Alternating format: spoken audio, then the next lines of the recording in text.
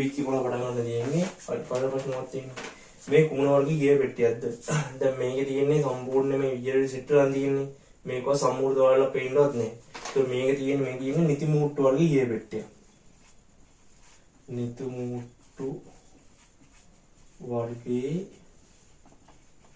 Gear පෙට්ටිය හරි දැන් මොකද කියන්නේ මේ පොදින් ප්‍රධාන දෝෂය සහ හේතු විස්තර කරන්න මේකෙන් දෝෂය තමයි ගියර් මාරු කිරීමේදී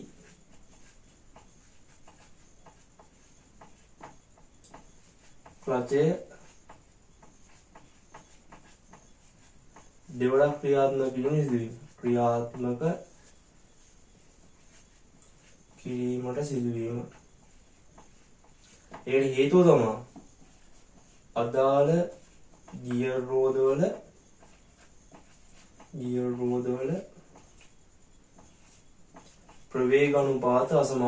ප්‍රවේග අනුපාත අසමාන වීම සම්මූර්ත වල නැති හින්දා මේක බැලන්ස් කරන්න බෑ අසමාන වීම අදාළ දෝෂ පාලනයේ නූතන බාධක ගියර් පෙට්ටියම ආරි අදාළ දෝෂ නූතන බාධක සම්මූර්තන වර්ගයේ ගියර් පෙට්ටිය සින්ක්‍රොනයිස් ගියර් බොක්ස් එක සම්මූර්තන වර්ගයේ ගියර් පෙට්ටියක් තමයි යූස් වෙන්නේ හරි දැන් මොකක්ද දාන්නේ ඒ දෝෂ පාලනය විස්තර කරන්න කියලා ලියන්න ඕනේ මෙහිදී සමමුහූර්තන වලලු මගින් අදාළ ප්‍රවේග අනුපාත සමාන කිරීම සිදු කරයි ඒ හින්දා ගියර් වීල් වල සම්පූර්ණ කෙරෙන්නේ නැහැ ඒ හින්දා ඒ වගේ දෝෂ තියෙන්නේ හරි ඔන්න ඒකේ උත්තර ඊට පස්සේ මොකක්ද කියන්නේ ඊට පස්සේ ඉන්නේ ගියර් බොක්ස් එක ගන්න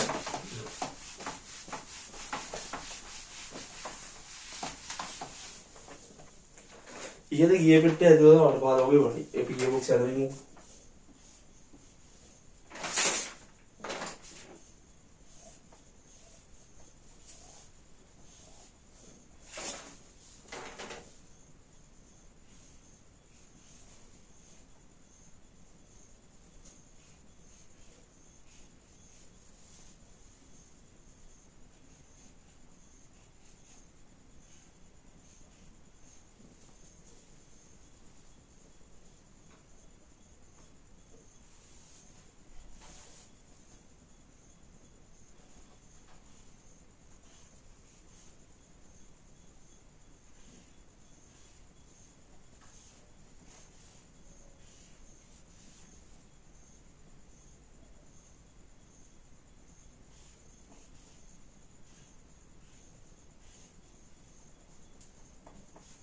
හරි.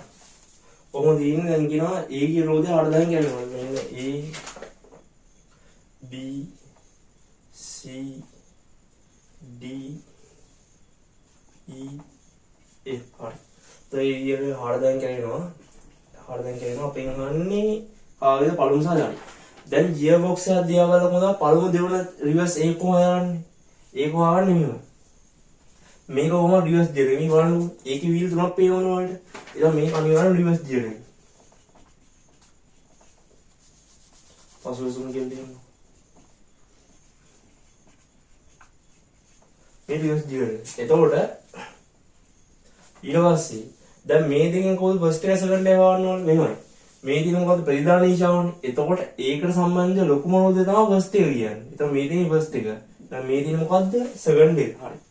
එතකොට දැන් මොන්නේ ඊට කියනවා දැන් මෙතන ඇති ගන්න 20යි මෙතන 80යි ඊට පස්සේ D ගේ තියෙන ගිය 40යි C ගේ ගන්න 30යි E ගේ ගන්න 60යි F ගේ ගන්න 20යි කොහමද හරි දැන් අපෙන් අහන්නේ ඉස්සෙල්ලා පළමු කියන්නේ පළමු ඉස්සෙල්ලා මෙතන මෙන්න මේ දණ්ඩ කියන වේව ගන්නවා දැන් මේ A මේ B නේ සූත්‍රයක් තියෙනවා NA බෙදීම NB ඒ කියන්නේ කැරගෙන එක්කිනාගේ වේග බෙදීම ගන්න ඕනේ කියන වේගය සමානයි දති ගන්න සමානයි ඔමේගා B බෙදීම ඔමේගා A කියලා එන්නේ කියන්නේ මේ දති ගන්න. කීයද දති ගන්න 20යි.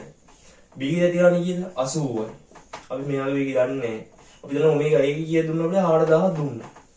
20 වැඩි කරනවා 4000න් බෙදනවා කියන්නේ 80 බිඳුරු බිඳුව කැපෙනවා 50යි එතකොට වෙනවා කිය 1000 rpm කියන. ඒ කියන්නේ මේ වීල් මෙන්න මේ දන්න එකකින් කියන 1000යි. එහෙනම් මේ ඔක්කොම එකකින් කියන 1000ෙම තමයි. ඒ 1000න් කරපුවාට මෙයාලා මේ දන්න එකකින් නැති මෙයාලා ඔක්කොම ඉන්නේ රේසර් උඩ. අර හබ් එකකින් තමයි සම්පූර්ණ ලොක් වෙන්නේ. හරි. එතකොට දැන් කැරෙන්නේ 1000න් ඔක්කොම 8000න් දැන් අපි ගන්නේ පාඩේ පළමු ගියරේ. හරි. පළමු ගියරේ. එතකොට පළමු ගියරේ කියන්නේ මම මේ කිව්වනේ. එතකොට ගන්න වෙන්නේ මොකද්ද? EY FY. දැන් මෙයානේ කරගෙන එකෙන් මෙයා තමයි කරගෙන. එතකොට මොකක්ද සූට් වෙනවා? කරගෙන්නේ මෙයා, කඩකවන්නේ මෙයා, කරගෙන්නේ මෙයා. මොකද NF බෙදීම NE සමානයි. ඔමේගා E බෙදීම ඔමේගා F දාන. එතකොට NF කියන්නේ මෙයා තියන්නේ 20යි. මෙයා 8යි. ඔමේගා E අපි දන්නේ නැහැ. ඔමේගා F අපි දන්නවා. දැන් මෙයා විදිහ දන්නවා කියලා 1000යි. 20 වැඩි කරලා 1000න් බෙදුවා 60.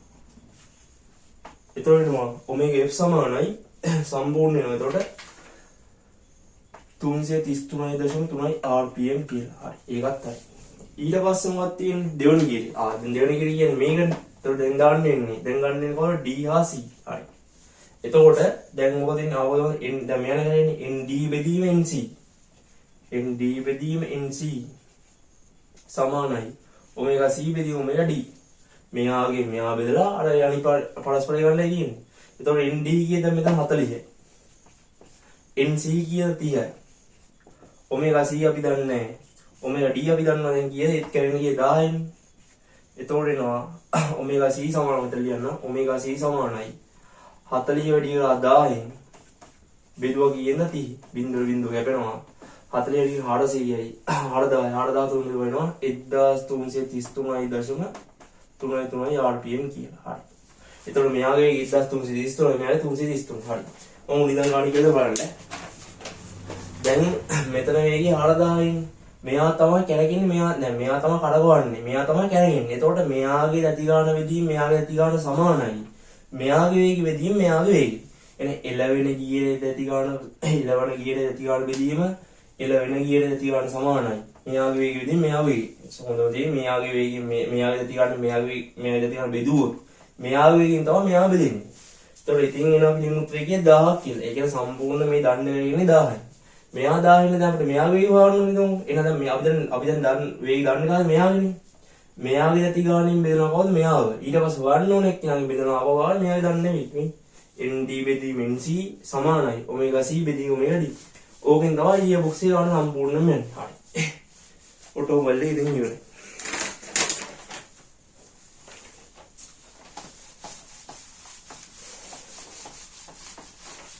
මේ ගාන වලට තේරුණා WhatsApp එකේ හිතක් දාන්න මම අප කියලා දෙන්න ඕනේ. හරි. ඊට පස්සේ මම සිවිල් එක. අර්ධනාගරික ප්‍රදේශයේ ඉදිකිරීම අපේස කවඩා සැසම පාස්වර්ඩ් දී. මේ ගොඩනැගිල්ල හැටුම් සම්පූර්ණයෙන්ම 100ඩේ වාහන යොදා ඉංජිනේරු නඩු භාවිතයෙන් බැමි කරලා සම්පූර්ණ වෙන් කිරීමේ ආයෝජනය හරි. ඒ වදක් කියන්නේ ගොඩනැගිල්ල ඉදිකිරීම පසේ සුන්දරතාව පිළිබඳ අවධානය යොමු කළ යුතුයි. භූමිය පිළිබඳ අවධානය යොමු කරන දරන නිර්ණය. භූමිය පිළිබඳ නිර්ණය කරදී පළවෙනි බලන්න ඕනේ භූමියේ පිහිටීම. ඒ කියන්නේ මේ ගොයක් ගාව තියෙන කන්දක තියෙන බෑවු මැද්දේ. දෙක භූගත ජල මට්ටම. භූගත ජල මට්ටම. හරි. ඔන්න එක ඉවරයි. දෙක. ඊට ගොඩනැගිල්ල මත ඉදලා බාරෙන් වර්ග රොන්කඩ එහෙම බාරයි. දැන් මේ ගොඩනැගිල්ල මේක තියෙන්නේ. ඔන්න වහල තියෙනවා. ඔහොම බාල්කයක් තියෙනවා. ඔහොම තියෙනවා තව බීමයක් තියෙනවා. ඊට පස්සේ ඔහොම එල්ලා මේකේ සලබලක් පේන්නේ මඩ බල නම් තියෙනවා මඩ බල තියෙනවා ඒ නිස්තිර බල මොනවද තියෙන වහලේ තියෙනවා වහලය මේ මෙතන බාල්කයක් තියෙනවා බාල්ක බිත්ති ඒ ඔක්කොම මඩ බල. එතකොට පාරිසරික බලක් ගන්න පුළුවන් සුලින් ගොන්න. පාරිසරික බල ගන්න පුළුවන් සුලං සලබලක් පේන්නේ එතකොට දැන් උන සුලං වෙනවා. දැන් මේ බාලෙන් ඔක්කොම ටිකෝ දෙන්නේ අත්‍යවරම් දෙනවා.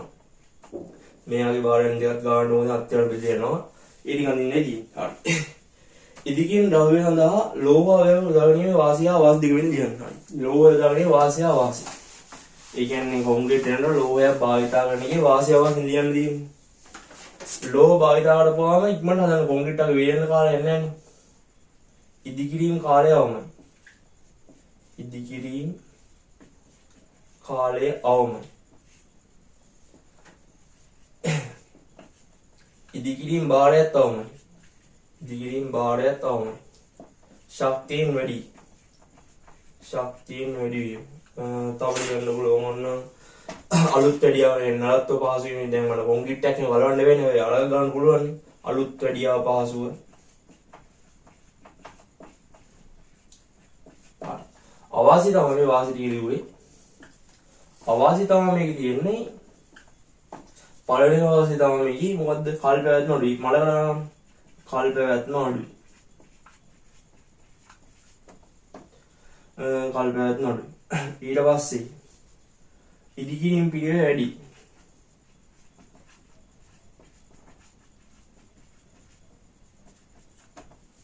ඊට පස්සේ ගින්නට වෘත දෙන්නේ නැලියන්න පුළුවන්. ගින්නට ප්‍රසාරණය තාපයට වෘත නොදීම. තාපයට වෘත නොදීම. වෘත නොදීම ඊළඟට වැඩිවා ලියන්නේ. හරි. ඒ වගේ මොකද්ද? ඊට මොකද්ද වැඩි පාරාසහිත අවස්ථාවලදී අට්ටවාලයක් ඉදිනකොට කාප්පවාලයක් ඉදින සුළුනේ. අර මේ තියෙන මොකද්ද අට්ටවාලාවලේ මේ තියෙන කාප්පවාලනේ. එතකොට දැන් අට්ටවාලාවලේ මොකද උපරිම ප්‍රමාණය මීටර් 6යි. එතකොට මොකද වෙන්නේ? මීටර් 6 ඉක්මවන එන්නේ හදනවා. සාමාන්‍ය උපරිම ප්‍රමාණය මීටර් 6යි. මීටර් 6 ගැන සලකන්නේ අපි. එතකොට දැන් මේ මීටර් 6 ඉක්මවට පස්සේ වෙන්නේ පළල ආපම මොකද මැදින් ඉල්ලා වෙන්න පුළුවන්. නැත්නම් පළල දිග වැඩි හින්දා ජොයින් ගන්න මොකද මූට්ටු ගන්න ඩි ගන්න වෙනවා. හැබැයි කාප්පවාලේ කියමනේ දවාවය රාශියක් මොකද ඉන්නේ වාහලේ හදන්න භාවිතා කරනවා. එතකොට වාහලේ මත එන බාඩේ දවාවය රාශිය මොකද බෙදිලා යනවා. එතකොට දැන් මේ කියන්නේ වැඩි පරායන අවස්ථාව අට්ටවාලයක් ඉන්නවනේ කාප්පවාලේ සුසුවන්නේ ඇයි කියන්නේ. ඒක වැඩි පරායන කියනෝනේ නෙමෙයි. අට්ටවාල වාහන නිර්මාණය උපරිම පරායන මීටර 6ක් වේ. ඊට වඩා වැඩි පරායන භාවිතා කරන විට අදාළ දවාවය මොකද මැදින් ඉල්ලා වැඩි හිඳුවේ. ඒත් කාප්පවාලයක දවාවය විශාල සංඛ්‍යාවක් භාවිතා වන නිසා අදාළ යෙදෙන වාරයෙන් මොකද වෙන්නේ සමාකාර වාහලෙ මත ඩිජිය ඒක ලිවනමයි. හරි ඊට පස්සේ තියෙන්නේ ගල්ලේ ඉදිකියම් සඳහා ගෙනලා ගල්ලක වීරවල කිලෝග්‍රෑම් 2.7 මතක් බව නිරීක්ෂණය විය. මේ ගල්ලේ ජලාශය ප්‍රදේශයේ සම්මත පියවුණුකොළ පවතීද? හරි. අපි දන්නා සාමාන්‍ය ගල්වල තියෙන කිලෝග්‍රෑම් 2.5 අතර. එතකොට සාමාන්‍ය ගල්ලක බර ජලාශය ප්‍රදේශයේ ඉන්නේ වීර්ය බලෙන් 118 20ත් අතර තියෙන්න ඕනේ. සාමාන්‍යයෙන් ගත්තොත් ගල්ලින් පහින් එකක් වෙන්න ඕනේ. දැන් අපිට දීලා තියෙන 2.7 කිලෝග්‍රෑම් ගල් වල දීලා තියෙන්නේ. අපි ඉස්සෙල්ලාම බලන්න දැන් මෙතන ජලවල ප්‍රදේශය දීලා නැහැනේ. අපි ලියන්න ඕනේ නේද? මොකද 2.7 වැඩි කරන්න ඕනේ කියන 120 සාමාන්‍ය පහින් එක බලන්න 120 වැඩි කරලා යන උත්තරේ සමාන වෙන්න ඕනේ කිය ජල අවශෝෂණ ප්‍රතිශතයට. ජල අවශෝෂණ ප්‍රතිශතයට. ඒකට වඩා සාමාන්‍යයෙන් අඩු වෙන්නත් බෑ. සාමාන්‍ය 100ට කීයද තියෙනවා 18 30ත් අතර සාමාන්‍ය ජල අවශෝෂණ ප්‍රතිශතයේ සම්පූර්ණ 2.7 20න් වැඩි කරාම ජල අවශෝෂණය තියෙන්න ඕනේ. එතකොට මෙන්න මේ ලියලා වෙන්න ඕන හොඳටම ඇති. අපිට දැන් මේ ගානේ කොහෙවත් වීලි බලක් ජලය පැවිස ජලය විඟුණු බලක් දීලා නැහැ. ඒ හින්දා ලියලා තියෙන කිලෝග්‍රෑම් 2.7 20 විදිහම සීන් වැඩි කරලා.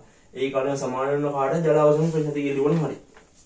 ජල අවශෝෂණ ප්‍රතිශතය නෙමෙයි. ජල අවශෝෂණ ස්කන්ධය කියලා හරි. ප්‍රතිශතය මෙතන කල් කරන්නේ අපි. ස්කන්ධය කියලා හරි. මේ අතලු සඳහා පෙරවාතු කොන්ක්‍රීට් යොදාගෙන මේ වාසිදායක තත්ත්ව දෙක. ඒ කියන්නේ කොහෙවත් හදපු ස්ලැබ් එක දාන වෙනම කොන්ක්‍රීට් ආයෙ ගේනවා කියලා කියන්නේ. ඒක පළවෙනි තමයි ඉහළ ගුණාත්මක හා ප්‍රමිතියක් යටතේ ඉදිකර තිබීම. ඉදිකිරීම් කාලය අවම වීම.